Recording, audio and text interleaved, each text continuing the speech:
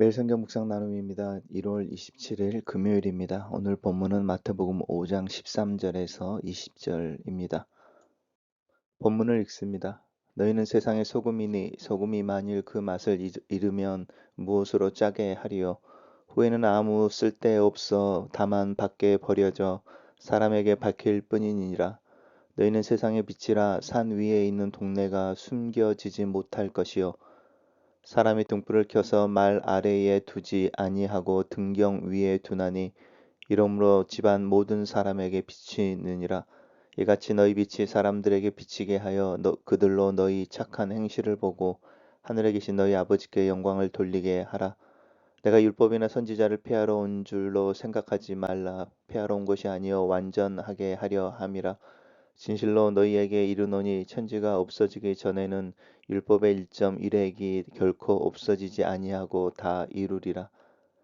그러므로 누구든지 이 계명 중에 지극히 작은 것 하나라도 버리고 또 그같이 사람을 가르치는 자는 천국에서 지극히 작다 일컬음을 받을 것이요 누구든지 이를 행하며 가르치는 자는 천국에서 크다 일컬음을 받으리니 내가 너희에게 이르노니 너희 의가 서기관과 바리새인보다 결코 더 낫지 못하면 결코 천국에 들어가지 못하니라. 오늘의 본문은 두 개의 단락으로 나누어져 있습니다. 첫 번째 단락입니다. 너희는 세상의 소금, 세상의 빛이라고 예수님께서 이야기하시는 부분입니다. 산상수훈에 계속 연결되어지는 부분이어서 너희는 제자들을 의미합니다. 예수를 그리스도로 고백하고 그를 따르는 자들은 세상의 소금이고 세상의 빛입니다. 그러면서 소금은 맛을 잃어버리면 안 된다라고 하는 부분이고 빛은 감춰져서는 안 된다라고 하는 부분입니다. 그러면서 이같이 너희 빛을 사람들 앞에 비춰 그들로 너희의 착한 행실을 보고라고 하는 이 착한 행실이라고 하는 부분, 이 부분은 베드로가 베드로 전서에서 믿음 위에 덕을 이렇게 이야기하는 이 덕이라고 하는 부분과도 연결되어집니다. 세상 사람들이 가지고 있는 또 세상의 주제들이 있을 때 그것들보다 탁월하게 나타나는 어떤 그리스도인들의 행실을 착한 행실이라고 이야기합니다. 그래서 오늘 이 시대의 공정 이런 부분일 때에 저희들은 그 공정이라고 하는 부분 속에서 조금 더 탁월해야 하는 부분이 이 착한 행실 속에서 담겨져 있습니다. 소금이라고 하는 것은 부패하는 것을 막는 것이고 또 음식의 맛을 내는 데 사용되어지는 것이고 그 당시에 소금은 굉장히 귀한 것이었으니까 소금이나 빛이나 사실은 이 세상의 부패를 방지하고 이 세상이 어디로 가야 할지 또 어떤 모습인지를 드러내는 어, 그리스도인들의 어떤 윤리적인 또 삶에 있어서의 책임에 대한 이야기입니다. 단락을 요약해 보겠습니다. 너희는 세상의 소금이며 세상의 빛이다. 너희 착한 행실을 세상에 행하여 세상이 하나님께 영광을 돌리게 하라. 이렇게 정리했습니다.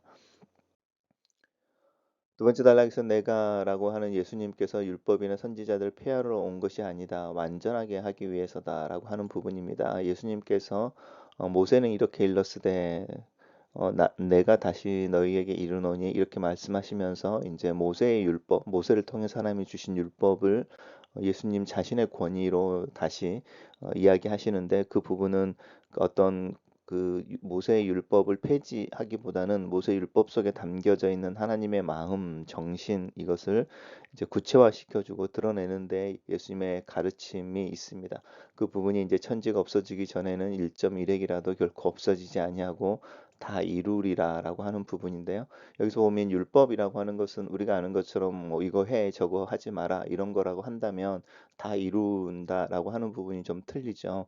율법의 핵심은 하나님의 마음인 것이고요. 하나님의 뜻이 율법 안에 담겨져 있어서 하나님의 마음, 하나님의 뜻이 이 세상에서 다 이루어지게 된다라고 여기면 이 말씀을 조금 더 쉽게 이해하실 수 있습니다. 그래서 예수님께서 말씀하시기를 뭐 모세는 너희들에게 이혼 증서를 써주라고 했지만 하나님 내가 너희들에게 이르노니 뭐 하나님께서 이렇게 하나 한 몸이 되게 한 것을 뭐 나누지 못한다 이렇게 말할 때 이제 그 핵심에 대한 이야기를 하고 있고 그런 부분 속에서 이제 이혼 증서를 써줬던 것도 고대의 남자들이 결혼 관계를 그 이제 악용하거나 또 그 남성주의에 속에서 그것들을 쉽게 파괴하는 것들에 대해서 금지하려고 하는 모습이었다. 이제 이런 의도를 가르쳐 주시는 거죠. 이제 그런 부분들인 거죠. 그와 같이 사람을 가르치는 자, 즉이 작담을 얻는다라고 하는데 즉 그렇게 사람을 가르치는 자들은 어떤 사람들이냐면 율법의 1.1핵을 자신들의 마음대로 바꾸는 사람들이죠. 근데 이제 그렇지 않은 자들 누구든지 일을 행하며 가르친다라고 하는 부분이 좀 다르죠. 바리새인과 서기관들의 의라고 하는 부분에 더 나아야 된다고 할 때 이것은 행하면서 가르치는 것을 의미합니다. 그래서 이 1.1핵을 바꾸는 이들도 있고 또 그것을 가르치기만 하는 이들도 있지만 우리는 그것을 행하며 가르치는 자들이 되어야 한다라고 하는 부분, 그 의미가 이제 너희의 의가 바리새인이나 서기관보다 낫지 아니하면 천국에 들어가지 못한다라고 하는 부분 속에서 예수를 따르는 자들에게 훨씬 더 높은 기대가 주어지는 것, 그만큼 하나님께서 주목하고 계시는 것일 수도 있겠습니다. 단락을 요약해 보겠습니다. 예수께서 오신 것은 율법을 완성하기 위해 오셨으니 율법을 행하며 가르치는 자가 되라. 이렇게 정리했습니다. 예수님은 율법과 선지자를 폐하러 오신 것이 아니라 그것이 지향하고 의도한 궁극적인 목표를 완성하기 위해 오셨습니다. 예수님이 전하시는 하나님 나라의 복음은 율법에 대한 부정이나 긍정이 아니라 완성을 말합니다. 율법의 문자뿐만 아니라 정신까지 지키는 사람, 행위뿐만 아니라 마음까지 변화된 사람, 하늘 아버지를 닮은 사람으로 새롭게 창조되는 것이 복음의 목적입니다. 하나님 나라가 내 안에서 이루어진다면 그 변화는 세상에서 가시적으로 나타날 것입니다. 이것이 소금과 빛입니다. 예수님은 그런 존재가 되라고 명령하지 않고 이미 그런 존재라고 말씀하십니다. 내가 누구인지 알면 내가 어떻게 세상에서 살아야 하는지도 알게 됩니다. 제자는 이 땅의 소금입니다. 주님은 소금이 짠 맛을 잃어버리면 무용지물이 된다고, 아니 오히려 조롱거리가 된다고 경고하십니다. 제자가 제자다움을, 교회가 교회다움을 잃어버린다면 밖에 버려져 밟히는 신세로 전락할 수밖에 없다는 무서운 경고입니다. 세상과는 다른 예수를 따름이 다움을 결정합니다. 박해당하는 현실 가운데서도 타협하지 않고 꿋꿋하게 정체성을 지키는 삶이 다움입니다. 제자는 이 땅의 빛입니다. 빛이 세상을 위해 존재하는 것처럼 제자들 역시 세상을 위해 존재해야 합니다. 우리가 비춰야 할 빛은 제자다움에서 나오는 착한 행실입니다. 그 행실은 팔복과 연결되고 더 나은 의와 연결됩니다. 사람들은 우리를 보고 하나님을 칭송합니까? 아니면 고개를 돌리지는 않습니까? 예수님이 오신다고 해서 율법의 작은 부분이 없어지는 것이 아니라 오히려 그 가치가 더욱 빛납니다. 율법에는 하나님의 뜻이 나타나 있고 가장 작은 계명에도 하나님의 뜻이 세밀하게 미치고 있습니다. 그리스도인은 율법을 버리거나 그 의미를 축소하지 않고 속뜻을 살피며 그 속뜻을 몸소 살아내는 사람입니다. 말씀의 진리를 따라 살 때 말씀이 진리인 줄 알게 됩니다. 글로 쓰는 기도입니다. 나를 세상의 소금 세상의 빛이라 부르시는 주님의 말씀 앞에 섭니다.